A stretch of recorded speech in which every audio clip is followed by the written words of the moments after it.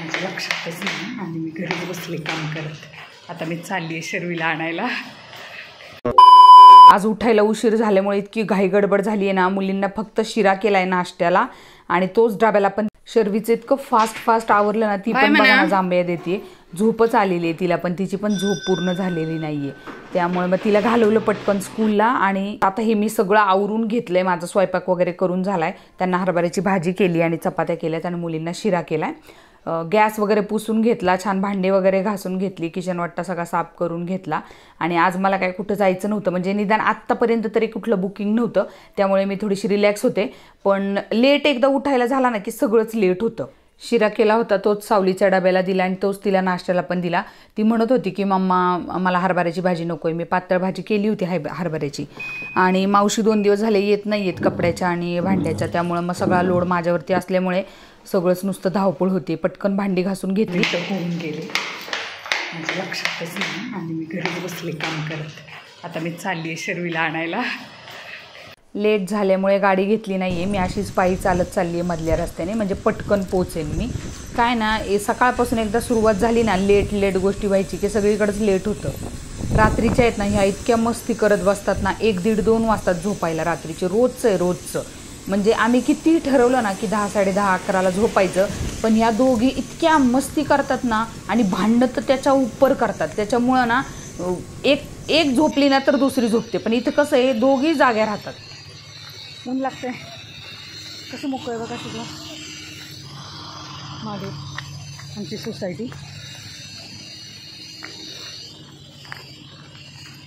एक कॅम्पेन आलं होतं तर त्याचं ब्रीफ लिहित बसले मी, म्हटलं 2-3 मिनटात होईल, पण फोटो पण टाकायचे होते माझ्या आणि शर्वीचे लहानपणीचे, तसं कॅम्पेन होतं।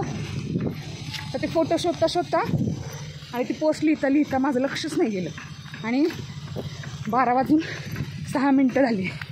त्याचं मधनं पटकन पोचतं, पण तरी थोडं लवकर थांबलं ना जाऊन की तिला पण जरा बरं वाटतं।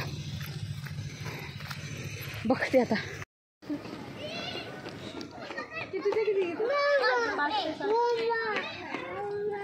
आमच्या मुलाचं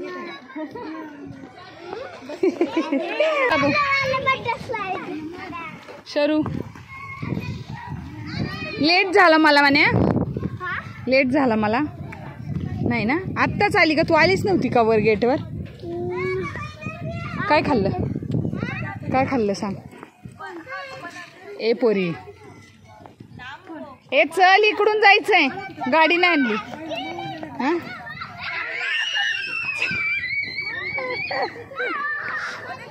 चल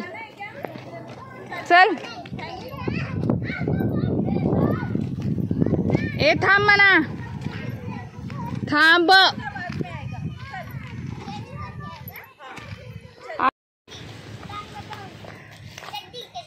ए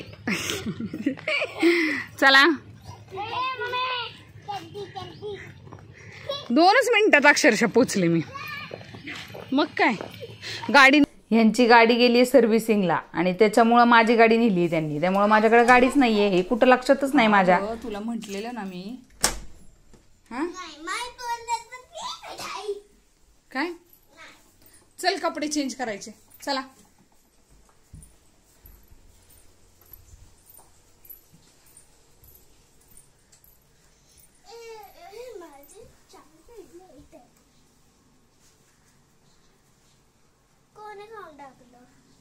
तूच खाल्लंय,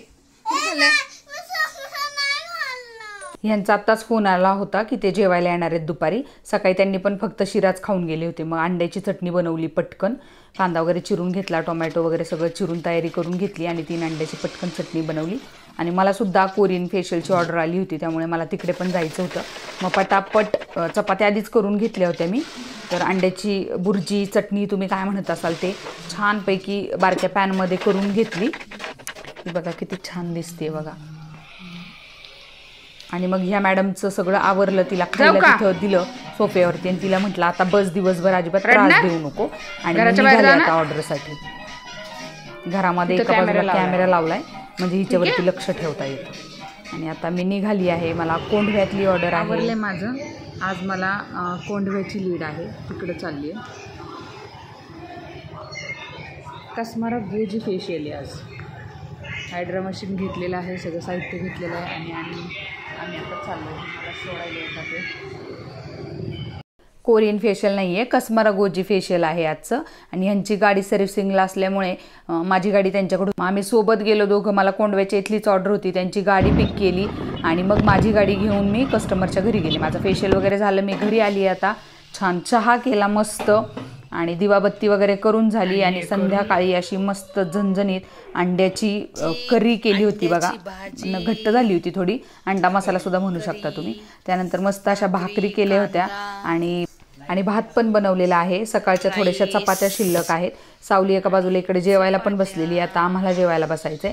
असा होता माझा आजचा दिवस. व्हिडिओ आवडल्यास लाईक शेअर सबस्क्राईब करायला विसरू नका. Thanks for watching.